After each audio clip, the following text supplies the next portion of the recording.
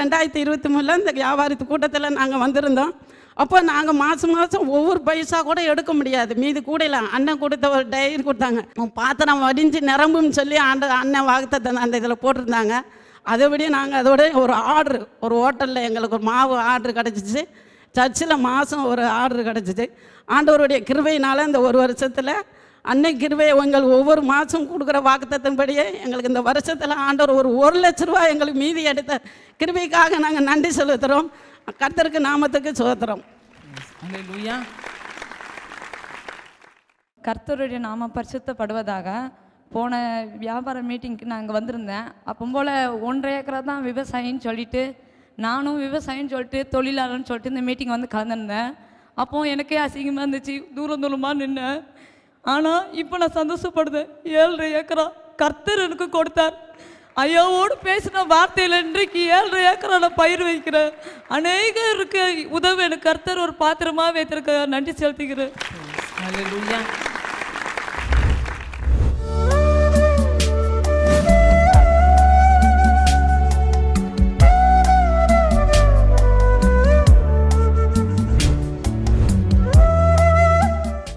கிறிஸ்துவுக்குள் மிகவும் பிரியமான எனதர்மை சகோதர சகோதரிகளே, நம்மை சிருஷ்டித்தவரும் நம்மை உண்டாக்கினவரும் நம்மை ஒருபோதும் மறந்து போகாதவருமாகிய இயேசு கிறிஸ்து முனையற்ற நாமத்தினாலே உங்கள் எல்லாரையும் வாழ்த்தி ஆசீர்வதிக்கிறேன். அல்லேலூயா.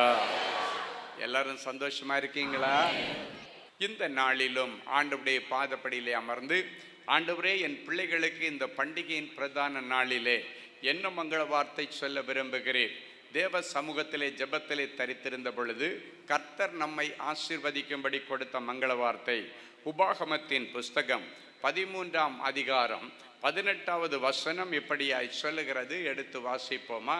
கர்த்தர் தமது கோபத்தின் உக்கிரத்தை விட்டு திரும்பி உனக்கு தயை செய்து உனக்கு இறங்கி அவர் உன் பிதாக்களுக்கு ஆணையிட்டபடி உன்னை விருத்தி அடைய பண்ணுவார். கர்த்தர் தமது கோபத்தின் உக்கிரத்தை விட்டு திரும்பி உனக்கு தயை செய்வார், உனக்கு இறங்குவார், உன்னை விருத்தி அடைய பண்ணுவார். இந்த 3 ஆசீர்வாதங்களை கடந்த நாட்களில் நீங்கள் பெற்றுக்கொள்ள முடியாதபடிக்கு ஏதோ ஒரு தேவ கோபாக்கினை உங்களுக்கு முன்பாக இருந்ததினாலே இந்த காரியங்களை நீங்கள் பெற்றுக்கொள்ள முடியலை. ஆண்டவர் உங்களுக்கு தயை செய்ய முடியலை, உங்களுக்கு இரக்கம் பாராட்ட முடியலை, உங்களை விருத்தி அடைய பண்ண முடியாத சூழ்நிலையில் ஏதோ ஒரு தேவ கோபாக்கினைக்கு நீங்கள் காரணமாய் இருந்திருக்கலாம். இல்லாவிட்டால் உங்களுடைய மூதாதையர்கள் காரணமாய் இருந்திருக்கலாம். இந்த பண்டிகை நாளிலே ஆண்டவர் அந்த உக்கிர கோபத்தை விட்டு திரும்புகிற நாள். அன்றைக்கு இஸ்ரவேல் ஜனங்களுக்கு விரோதமாக ஆண்டவருடைய கோபாக்கினை மூண்டபோது அவர்களை அழிக்க வேண்டும் என்று ஆண்டவர் தீர்மானித்தார்.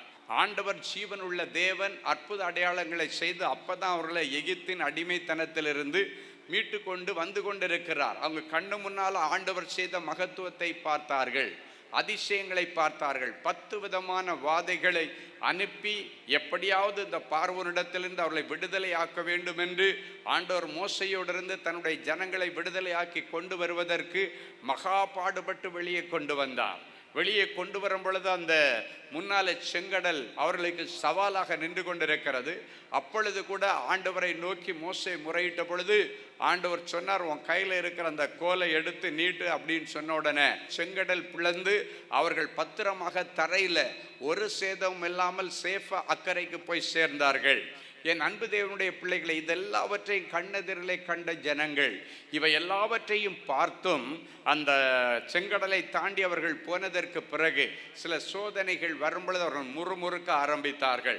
அவன் மோசே சீனாய் மலையின் உச்சியிலே ஆண்டவரிடத்திலே போய் 40 நாட்கள் உபவாசம் இருந்து ஜெபித்து இந்த ஜனங்களுக்கான அந்த கற்பலகைகளிலே இந்த ஜனங்களுக்கு ஆண்டவர் சொல்லுகிற கட்டளைகளை பெற்று வருவதற்கு உள்ளால அவசரப்பட்ட இந்த தேவ ஜனம் 430 வருஷங்கள் அந்த அவங்கிட்ட மாட்டிட்டு பார்வோன்கிட்ட கஷ்டப்பட்டாங்க. அப்போ எல்லாம் அவங்களுக்கு அவசரம் தெரியலை. ஆண்டவர் அற்புதமாய் நடத்தி வந்ததற்கு பிறகு 40 நாள் அவங்களால தாங்க முடியலை. பார்வோனிடத்துல 430 வருஷம் தாக்கு பிடிச்சவங்களுக்கு இப்போ 40 நாள் தாக்கு பிடிக்க முடியலை. அதுக்குள்ளால மோசே வரலேன்னு சொல்லிட்டு அவர்கள் முறுமுறுத்து தங்கள் கையில் இருந்த பொன்களை எல்லாம் எடுத்து பொன் கன்றுக்குட்டி ஒன்று செய்து அந்த சீனாய் மலையின் அடிவாரத்தில் வைத்து அதை வழிபடத் தொடங்கினார்கள். ஆண்டவருடைய இருதயம் மிகவும் வேதனைப்பட்டது. நான் எவ்வளவு கஷ்டப்பட்டு இவங்களை அழைச்சிட்டு வந்தேன், இவங்க கதரை துடித்து இந்த எகிப்திலிருந்து ஆண்டவரை எப்படியாவது எங்களை காப்பாற்றி கொண்டு போங்க, இந்த ஆளோட்டிகள் நிமித்தம் நாங்கள் ரொம்ப பாடாப்படுகிறோம், அடிமைகளாக இருந்து ரொம்ப கஷ்டப்படுகிறோம் என்று அவர்கள் பரலோகத்தை நோக்கி கூக்குரல் போட்டார்கள். என் ஜனங்களை விடுதலையாக்க உன்னை அனுப்புகிறேன் என்று சொன்னார். நன்றி கெட்ட இந்த ஜனங்கள், அந்த லட்சக்கணக்கான ஜனங்கள் அந்த 40 நாட்களுக்குள்ளால் அவசரப்பட்டு இப்படி ஒரு பொன் கன்றுக்குட்டியை செய்து சிருஷ்டிகரை மறந்து சிருஷ்டிகருக்கு எரிச்சல் மூட்டினார்கள். ஆண்டவருடைய மனசு ரொம்ப வேதனைப்பட்டது. ஏன்னா அவ்வளவு பிரயாசப்பட்டு அவர்களை அங்கிருந்து கொண்டு வந்திருக்கிறோம். என் அன்பு தேவனுடைய பிள்ளைகளே, அவர்கள் செய்த அந்த தீய செயல் ஆண்டவருக்கு எரிச்சல் மூட்டினபடியினாலே அந்த வனாந்தரத்தில் அவர்களை அழித்து விட வேண்டும் என்று சொல்லும் பொழுது ஆண்டவர் நினைத்து அதை மோசே இடத்துல சொன்னார். ஏன் தெரியுமா? மோசே இடத்துல சொல்லாமலே அதை செய்திருக்கலாம். ஏன் சொன்னார்னா, அந்த மோசே இவர்களுக்காக அவ்வளவு பாடுபட்டான், அவ்வளவு கஷ்டப்பட்டான், அவ்வளவு சவால்களை சமாளித்து அழைத்து கொண்டு வந்தான். எனவே எதுக்கும் இவனை நடத்திட்டு வந்த ஊழியக்காரனை மதிக்கிறவர் நம்முடைய ஆண்டவர். நீங்க ஊழியக்காரனை மதிக்கிறீங்களோ மதிக்கலையே எனக்கு தெரியாது, கர்த்தர் மதிக்கிறார். என் ஆண்டவர் ஊழியக்காரனை மதிக்கிறார், அவனுடைய பிரயாசத்தை மதிக்கிறார். நீங்க ஒரு காரியத்தை தெரிந்து கொள்ள வேண்டும், எவ்வளவுக்கு எவ்வளவு உங்களுடைய ஊழியர்களுக்கு நீங்கள் மதிப்பும் மரியாதையும் கொடுக்கிறீர்களோ அவ்வளவுக்கு அவ்வளவு மதிப்பும் மரியாதையும் சமுதாயத்திலே ஜனங்களிடத்திலே நீங்கள் பெற கர்த்தர் உதவி செய்வார். ஒரு நாளும் உங்களுடைய ஊழியர்களை நீங்கள் தரக்குறைவாய் நினைக்கவோ தரக்குறைவாய் பேசவோ தேவையில்லாத காரியங்களை நீங்கள் பார்த்துட்டு அதை வீடியோ ஃபாலோ பண்ணவோ அதை அடுத்தவங்களுக்கு ஃபார்வர்ட் பண்ணவோ அது தேவனுக்கு மிகுந்த கோபாக்கினையை கொண்டு வரும். ஒருவேளை இப்படிப்பட்ட ஏதோ ஒரு காரியத்தை நீங்கள் செய்ததன் நிமித்தம் கூட கடந்த நாட்களிலே தேவ கோபாக்கினை நிமித்தம் கீழே சொல்லப்பட்ட 3 ஆசீர்வாதங்கள் இன்றைக்கு உங்களுக்கு கேள்விக்குறியாக இருக்கலாம். ஏதோ ஒரு விதத்தில் ஆண்டவருக்கு எரிச்சல் மூட்டி இருக்கலாம். தேவனுடைய கோபாக்கினை உங்கள் குடும்பத்தின் மீது உங்கள் பிள்ளைகள் மீது இருந்திருக்கலாம். ஆனால் அந்த சூழ்நிலையில் அன்றைக்கு இந்த மோசே இடத்துல அது சொன்ன உடனே மோசே மிகவும் வேதனைப்பட்டான். ஆண்டவரிடத்தில் கெஞ்சி பிரார்த்தனை செய்தான் என்று வேதம் சொல்லுகிறார். ரொம்ப கெஞ்சினானா. நம்ம எல்லாம் காலை பிடிச்சிட்டு எதுக்கு கெஞ்சுவோம்? எப்படியாவது நம்ம ரொம்ப நேசிக்கிறவங்கள ஏதாவது பிரச்சனையில் மாட்டிக்கிட்டாங்கன்னா ஒருத்தன் காலை பிடிச்சி நீங்கள் கெஞ்சினா நடக்கணுன்னாச்சுன்னா அவன் காலை பிடிச்சி கெஞ்ச நம்ம தவறுவதில்லை. அதே போல தான் ஆண்டவர் கோபத்தோடு இருக்கும் பொழுது தன் ஜனங்களுக்காக ஆண்டவருடைய பாதப்படியில் விழுந்து அவன் கெஞ்சி பிரார்த்தனை செய்தான். கெஞ்சி பிரார்த்தனை செய்தான் அப்படின்னா ரொம்ப கீழே இறங்கி, ஆண்டவரே தயவு செய்து ப்ளீஸ் ஆண்டவரே இந்த ஜனங்களை மன்னித்து நீங்கள் விட்டுருங்க அப்படின்னு சொல்லிட்டு இன்னொரு காரியத்தை சொல்லுகிறான். இவங்களை மன்னிச்சு விட்டா விடுங்க, இல்லைன்னா ஜீவ புஸ்தகத்திலிருந்து என் பெயரை கிறுக்கி போடும் என்று சொல்லி பரலோக மேன்மையே தன் ஜனங்களுக்காக இழக்கிற அளவுக்கு அந்த ஜனங்கள் மேலே அன்பு கொண்ட ஒரு ஊழியக்காரன். இந்த ஊழியக்காரனுடைய மேன்மை பாருங்களாம். பரலோக மேன்மை யாராவது எதுக்காவது விட்டு கொடுப்பாங்களாங்க? அவன் பாருங்க, நான் ஒருத்தன் தண்டிக்கப்பட்டு நான் நரகத்துக்கு போன பரவாயில்லை, இந்த ஜனங்கள் லட்சக்கணக்கான ஜனங்கள் உம்மிடத்தில் வந்து சேரணும் ஆண்டவரே என்று தன்னுடைய பந்தய பொருளையே ஆண்டவருக்கு முன்பாக இழக்க துணிந்தவன் அந்த ஜனங்கள் மேல் அன்பு வைத்திருந்த அந்த மோசே. ஆண்டவர் யோசித்தாரு, நான் அனுப்பின என் ஊழியக்காரனை இந்த ஜனங்களுக்காக பரலோக மேன்மையை துறக்கிறதுக்கு ரெடியாக இருக்கிறான்னா பரலோகத்தின் தேவன் நான் இன்னும் எவ்வளவு இவங்களுக்கு இரக்கம் பாராட்ட வேண்டும் என்று மோசேயுடைய அந்த ஜெபத்தை கேட்டு அந்த நேரத்தில் அந்த ஜனங்களுக்கு செய்ய இருந்த அந்த கோபாக்கினையின் காரியத்தை அவர்களை அழிக்காமல் அவர்களை மன்னித்து அந்த இடத்திலிருந்து புறப்பட்டு கானானுக்கு நேராய் போக பண்ணினார். இன்னைக்கு ஆண்டவர்களை பார்த்து சொல்றாரு, ஒருவேளை கோபாக்கினை உங்கள் மேலே இருந்தாலும் இந்த வார்த்தைகளை கேட்டுக்கொண்டிருக்கிற தேவனுடைய பிள்ளைகளே, ஆண்டவருடைய ஸ்தானாதிபதிகளாக நாங்கள் இன்றைக்கு உங்களுக்காக ஆண்டவருக்கும் உங்களுக்கு இடையில நின்று மத்தியஸ்தர்களாக நின்று மோசையை போல கெஞ்சி ஜெபித்து வந்திருக்கிறோம். கட்டாயம் இன்னைக்கு மோசையுடைய கெஞ்சுதலின் ஜெபத்தை கேட்டு அவர்களுக்கு விடிவு காலம் பிறப்பித்த ஆண்டவர், அவர்கள் கானானுக்கு போவதற்கு அவர்களுக்கு வழி திறந்து விட்ட ஆண்டவர், உங்களுக்கும் ஒரு கானானுக்குள்ளே போவதற்கான வழியை கர்த்தர் இன்றைக்கு திறக்க விரும்புகிறார். ஹல்லேலூயா. எனவே விசுவாசத்தோட நீங்க இருங்க. நீங்களும் தேவ சமூகத்தில் மன்னிப்பு கேட்கணும். ஆண்டவரே, நான் தெரியாம இந்த தப்பை பண்ணிட்டேன், தெரியாம இந்த பொருளை இந்த வீட்டுக்குள்ளால வச்சுட்டேன், அதனால என்னுடைய வீட்டின் ஆசீர்வாதங்கள் எல்லாம் போய்கொண்டிருக்கிறது, என்னை மன்னியும் என்று நீங்க சொல்லணும். ஒரு முறை ஒரு சகோதரி என்னை பார்த்து, ஐயா, நாங்கள் பொத்தல் பையில போடப்பட்ட நாணயங்கள் மாதிரி 4 பேர் வீட்டில் சம்பாதிக்கிறாங்க.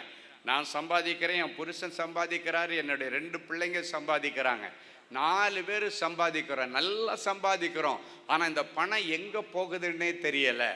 பொத்தல் பையில போடப்பட்ட நாணயங்கள் மாதிரி செலவு வந்துக்கிட்டே இருக்கு. வைத்திய செலவு, இல்லைன்னா ஆக்சிடென்ட்டு, வண்டி ரிப்பேரு, இல்லைன்னா நம்பி கொடுக்குற இடத்துல ஏமாத்திட்டு போயிடுறாங்க. இழப்பு இழப்பு இழப்பு. 4 பேர் சம்பாதிச்சோம், 1 பைசா கூட எங்களுக்கு மிச்சம் பிடிக்க முடியாத ஒரு சூழ்நிலையில் ஏதோ ஒரு சாபம் எங்களை பற்றி பிடித்திருக்கிறது. இந்த சாபத்திற்கு காரணம் என்ன என்பது எங்களால் விளங்கி கொள்ள முடியலை. நானும் உபவாசம் பண்ணி பார்க்குறேன், ஜெபிச்சு பார்க்குறேன், எங்கே தப்பு நடந்துச்சு எங்களால் தெரிந்து கொள்ள முடியவில்லை. ஏன் நாங்கள் இவ்வளவு ஆலயத்துக்கு போகிறோம், ஜெபிக்கிறோம், ஆனாலும் எங்களுக்கு இந்த ஆசீர்வாதம் இல்லை, இது எங்கே தப்பு நடந்துச்சு எங்களால் தெரிந்து கொள்ள முடியவில்லை. எப்படியாவது இதிலிருந்து எங்களுக்கு ஒரு விடுதலை வேண்டும் என்று தேவ சமூகத்தில் கதறி கொண்டு வந்திருந்தார்கள். அப்போ அந்த பிள்ளைகளுக்காக நான் ஜெபிக்கும் பொழுது ஒரு பீரோ ஒன்று பார்க்குறேன். அந்த பீரோவுக்குள்ளால பொன்னால் செய்யப்பட்டதல்ல, ஆனால் பொன் கலரில் உள்ள ஏதோ ஒரு மனுஷன் செய்த ஒரு விக்கிரகம் ஒன்று அவங்களுடைய பீரோவுக்குள்ளால், அங்கே தான் கொண்டு போய் பணத்தை எல்லாம் இவங்க வைப்பாங்க. அந்த பாக்ஸ் மாதிரி இருக்கு, அதுக்குள்ளே ஒன்று இருக்கிறதா அவர் ஆண்டவர் காண்பித்தார். அப்படிப்பட்ட ஒரு காரியம் வீட்டுக்குள்ளே இருக்குது அப்படின்னு ஆண்டவர் சொன்ன பொழுது எனக்கு ஆச்சரியமாக இருந்தது. நான் அதை கேட்க முதல்ல சொன்னேன், உங்கள் வீட்டில் ஏதாவது ஆண்டவர் அருவருக்கிற பொருட்கள் இருக்கிறதா? ஒருவேளை அவங்க மனசு கஷ்டப்பட்டுறக்கூடாதுன்னு சொன்னேன். ஆண்டவர் அருவருக்கிற மனுஷனால் செய்யப்பட்ட ஏதோ ஒரு தெய்வம், அவன் கையினால் செய்தது ஏதோ ஒன்று உள்ளே இருக்கிறதா, ஏதோ ஒன்று இருக்குதா அப்படின்னு அவங்க யோசித்து பார்க்குறாங்க. அவங்களால ஒன்றுமே கண்டுபிடிக்கவே முடியல. இல்லை, அப்படி எதுவும் இல்லையே அப்படின்னதுக்கப்புறம் இந்த விஷனை நான் சொன்ன உடனே அந்த பீரோ அவங்க நினச்சி பார்க்குறாங்க. பார்த்தா அந்த பீரோவுக்குள்ளால ஒரு பொன் கலரில் செய்யப்பட்ட ஒரு துஷ்ட தேவதையுடைய படம் உள்ள இருக்கிறதை அவர்கள் எனக்கு சொன்னாங்க. அது இருக்கிறது நல்லது, இது செல்வம் சேரும் அப்படின்னு சொல்லி எங்களுடைய நண்பர்கள் இணைந்து இந்த வீடு பிரதிஷ்டை நாளிலே இந்த பீரோவை எங்களுக்கு பிரசன்ட் பண்ணாங்க. அதில் இருக்கிற அந்த தேவதை செல்வங்களுக்குரிய தேவதை, மதத்துக்கெல்லாம் அப்பாற்பட்டு, நீங்கள் பின்பற்றுகிற மார்க்கத்துக்கெல்லாம் அப்பாற்பட்டது என்று சொல்லி, இது செல்வத்தை சேர்க்கிற ஒரு தெய்வம் என்று சொல்லி எங்ககிட்ட கொடுத்தாங்க. அதனால நாங்கள் அதை அப்படியே வச்சிருக்கிறோம் அப்படின்னு சொன்னாங்க. நாங்கள் அதை வணங்குவதும் இல்லை, பூஜை பண்ணுவதும் இல்லை. அப்போ அந்த சகோதரி இடத்துல நான் சொன்னேன், செல்வத்தை கொடுக்கிறது எந்த தேவதைகளும் அல்ல, செல்வத்தை கொடுக்கிறது நம்முடைய ஆண்டவர். எப்பொழுது அதன் மீது உங்களுடைய நம்பிக்கை சாய்ந்ததோ அதன் பிறகு ஆண்டவருடைய மனசு வேதனைப்படுது. உங்களுக்கு இவ்வளவு நான் செல்வங்களை கொடுத்திருக்கிறேன், செல்வத்தை கொடுக்கிறது நான் அல்ல, இந்த தேவதைகள் என்று சொல்லி இவர்கள் நம்புகிறார்களே என்று என்னுடைய இருதயம் வேதனைப்படுகிறது என்று ஆண்டவருடைய ஆவியானவர் சொன்னார். அதன் பிறகு அந்த பிள்ளைகளிடத்தில் சொன்னேன், அதனால எத்தனை கோடி வந்தாலும் நீங்க யோசிக்க கூடாது, முதல்ல அதை தூக்கி வெளியே போட்டுருங்க, தெய்வத்திற்கு முக்கியத்துவம் கொடுங்க, ஆண்டவர் தான் உங்களை ஆசீர்வதிக்க முடியும். நீங்க வேணா இதை எடுத்து செய்து பாருங்க, வேற ஒன்று எனக்கு இருக்கிற மாதிரி தெரியல. அதுக்குள்ளால அவங்க ரொம்ப நிறைய காரியங்கள் செய்தாங்க. யாரோ மந்திரவாதம் பண்ணிட்டாங்களா, செய்வனை பண்ணிட்டாங்களா, எங்கள் முன்னேற்றத்தில் எங்கள் குடும்பக்காரனுக்கு இஷ்டம் இல்லை, நாங்கள் வளர்றது பிடிக்கலை, பிள்ளைகளுக்கு வேலை கிடைச்சது யாருக்குமே இஷ்டம் இல்லை, பிடிக்கலை. நான் சொன்னேன், அதெல்லாம் ஒன்றும் இல்லை, இந்த ஒரு காரியம் அவங்க சொன்னதை நீங்கள் நம்பி அதை தூக்கி வெளியே போடாமல் வச்சிருக்கிறீங்க, இது செல்வங்களை தருகிற தெய்வம் என்று சொல்லி அவங்க சொல்லி கொடுத்ததுனால உங்களுக்கு தெரியாமல் அது உள்ளே இருந்திருந்தால் அது உங்களுக்கு பாதிப்பை கூட கொண்டு வந்திருக்காது.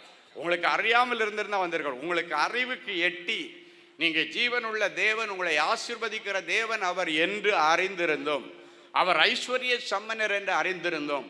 உன் தரித்திரங்களுக்காக ஐஸ்வர்ய சம்மனராகி அவர் சிலுவையிலே தரித்திரரானார் என்று நீங்கள் அறிந்திருந்தோம். அதையும் தாண்டி அதை நம்பி வைத்திருக்கிறபடியினாலே இந்த பிரச்சனை. இதை தூக்கி நீங்கள் வெளியே போடுங்க, தைரியமாக போடுங்க, கண்டிப்பாக ஒரு அற்புதம் நடக்கும். அப்போ அந்த சகோதரி சொன்னாங்க, எங்களுக்கு அதை கை வைக்க பயமாக இருக்குது. அதன் பிறகு நான் சொன்னேன், ஒன்றும் இல்லை, இப்படி ஒரு வெளிப்பாடு வந்துச்சுன்னு உங்கள் பாஸ்டர்கிட்ட போய் சொல்லுங்கள், அவரே வந்து தூக்கி போட்டுருவார். பாருங்கள், அது கை வைக்க கூட அவங்களுக்கு ஒரு பயம். அதன் பிறகு அவங்க போதகரிடத்துல சொன்னோன்னே இதுக்கு எதுக்குமா பயப்படுறேன்னு சொல்லி வந்து அதை தூக்கி வெளியே போட்டார். அன்றிலிருந்து செல்வம் அவருடைய வீட்டில் கொளிக்க ஆரம்பித்தது.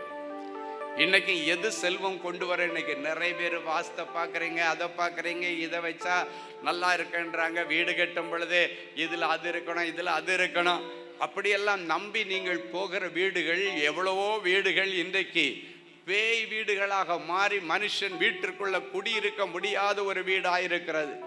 இன்னைக்கு ஆண்டவர் சொல்றாரு, அப்படிப்பட்ட நம்பிக்கைகள் சில நேரங்களிலே ஆண்டவருடைய கோபாக்கினைக்கு நேராக உங்களை நடத்தும்.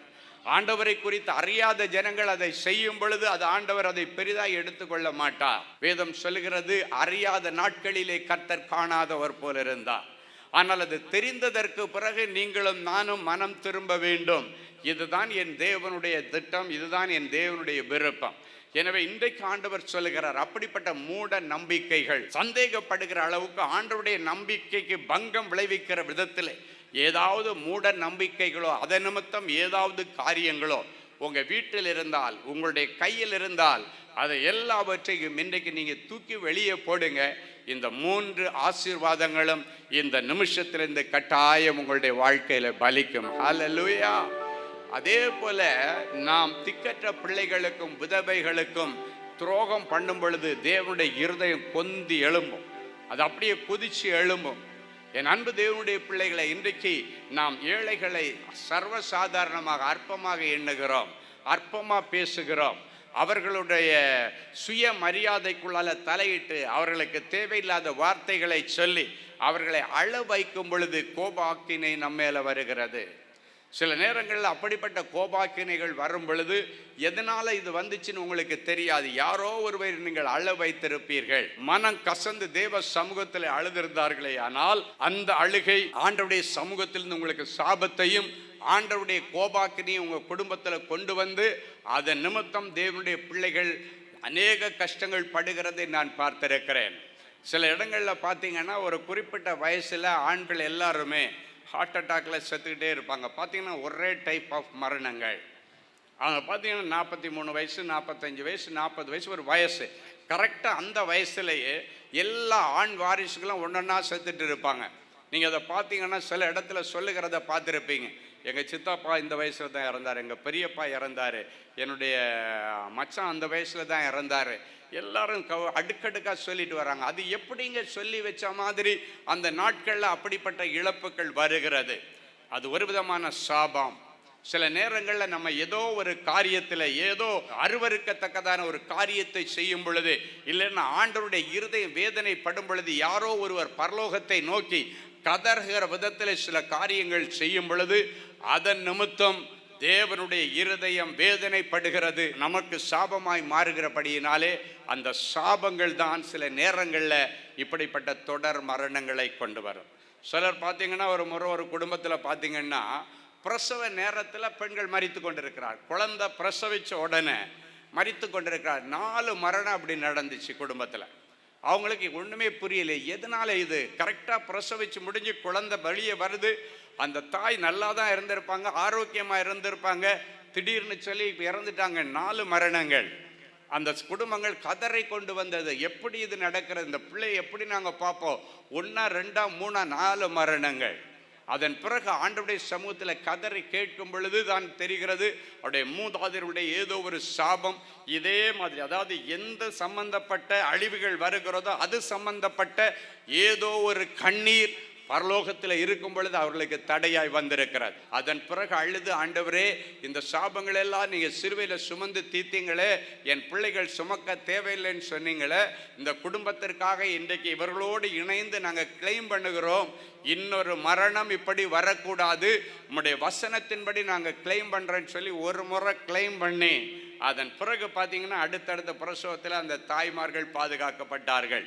வேதம் சொல்லுகிறது, கர்த்தர் உங்கள் மேல் அன்பு கூர்ந்தபடியினால் அந்த சாபத்தை எல்லாம் இன்றைக்கு ஆசீர்வாதமாய் மாற பண்ணுவார்.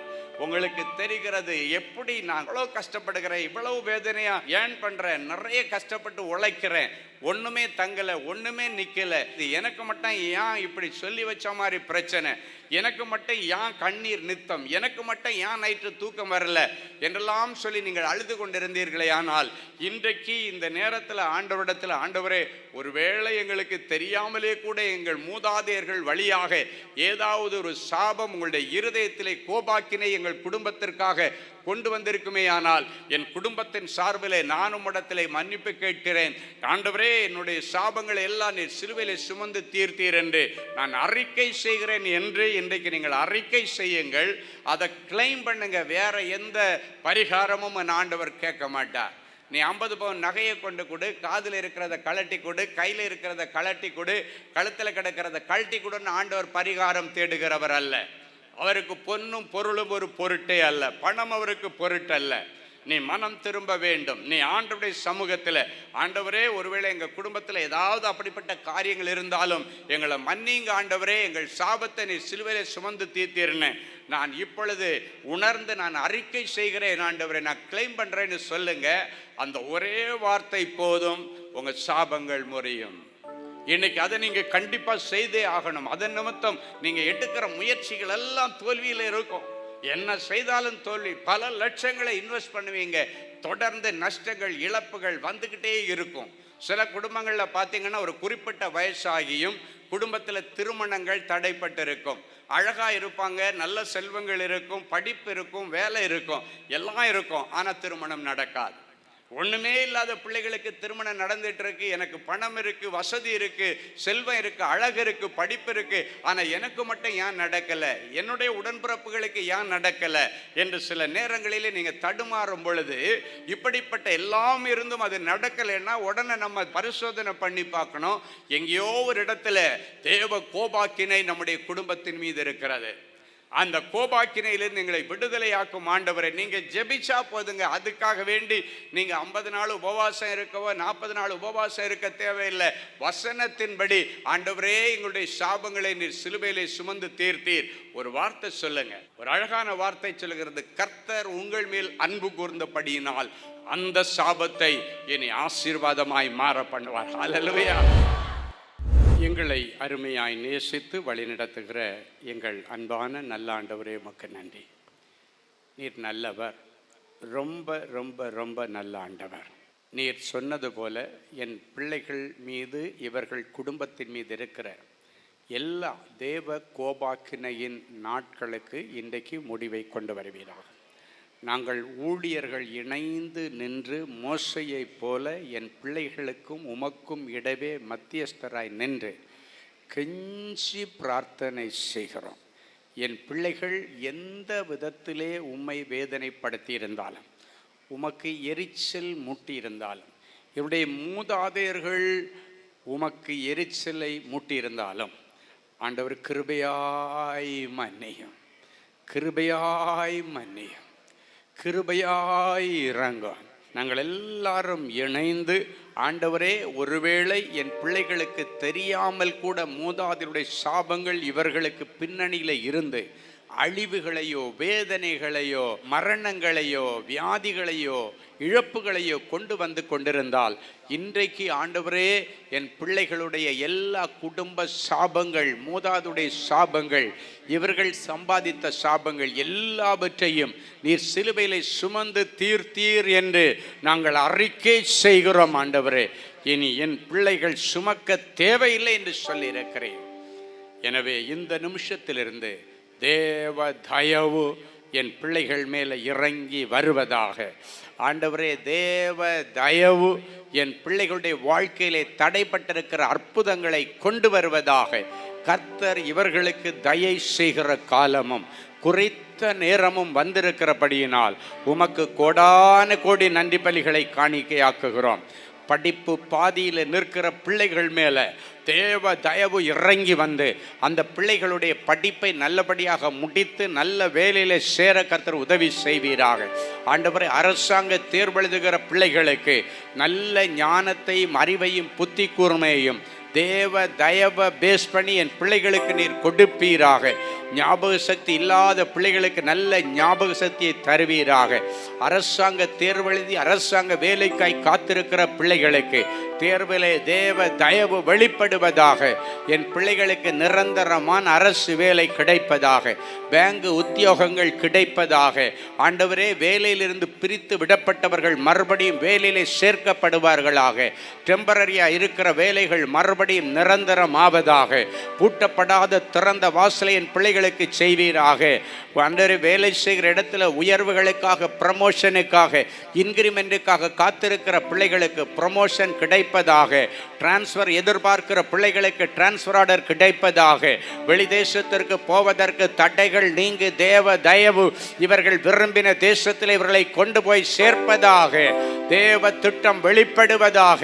தேவன் கொடுத்த வாக்குத்தத்தங்கள் நிறைவேறுவதாக. கர்த்தருடைய ஆவியானவர் தடைகளை உடைச்சி சேர்க்க வேண்டிய இடத்திலே சேர்ப்பீராக. என் பிள்ளைகளுடைய கடன்களை அடைக்கும்படி பரலோக மதகுகளை திறப்பீராக. இயேசுவின் நாமத்தினாலே இப்பொழுது என் பிள்ளைகளுடைய கடன்களை அடைக்கும்படி பரலோக மதகுகளை திறந்து இவர்களுடைய கைகளின் பிரயாசத்தை ஆசீர்வதிப்பீராக. தேவ மகிமை வெளிப்படுவதாக. சொந்த வீட்டிற்காக காத்திருக்கிற பிள்ளைகளுக்கு சொந்த வீடு வாசலை கட்டி கொடுத்து அவர்கள் பெயரை பெருமைப்படுத்த சுவாமி. பப்ளிக் எக்ஸாம் எழுதுகிற பிள்ளைகளுக்கு ஞானம், அறிவு, அபிஷேகம் தாராளமாய் கிடைக்கட்டும். இதுவரை இல்லாத அளவுக்கு மதிப்பெண்களை என் பிள்ளைகள் அறுவடை செய்யட்டும். கர்த்தர் பெரிய காரியங்களை செய்யும். இயேசுவின் மூலம் பிதாவே, ஆமென். ஜெனசிஸ் கிரியேஷன்ஸ் மீடியா அகாடமி நடத்தும் சம்மர் பிரேக் ஸ்கில் மேக் பள்ளி பயிலும் மாணவ மாணவியருக்கு ஒரு அரிய வாய்ப்பு. இந்த வருடம் ஏப்ரல் மற்றும் மே கோடை விடுமுறையை முன்னிட்டு எங்களது ஜெனசிஸ் கிரியேஷன்ஸ் மீடியா அகாடமியின் மூலம் குறைந்த கட்டணத்தில் 7 தினங்களில் photography, videography, Photoshop, video editing ஆகிய தொழில் கல்விகளை மிக சிறந்த முறையில் பயிற்றுவிக்க நாங்கள் திட்டமிட்டுள்ளோம். மேலும் விவரங்களுக்கு 7828580999 என்ற எண்களை தொடர்பு கொள்ளவும். அன்பு தேவனுடைய பிள்ளைகளே, இந்நிகழ்ச்சியின் மூலம் நீங்கள் பெற்றுக்கொண்ட ஆசீர்வாதங்களையும் உங்கள் ஜெப விண்ணப்பங்களையும் அனுப்ப வேண்டிய முகவரி: தேவனின் அன்பு ஊழியங்கள், Vinayak avenue, OMR road, Okkiyam, Thoraipakkam, Chennai 600097. மேலும் 24 மணி நேர ஜெப உதவிக்கு 04424579999 மற்றும் 9941150999 என்ற எண்களுக்கு தொடர்பு கொள்ளுங்கள்.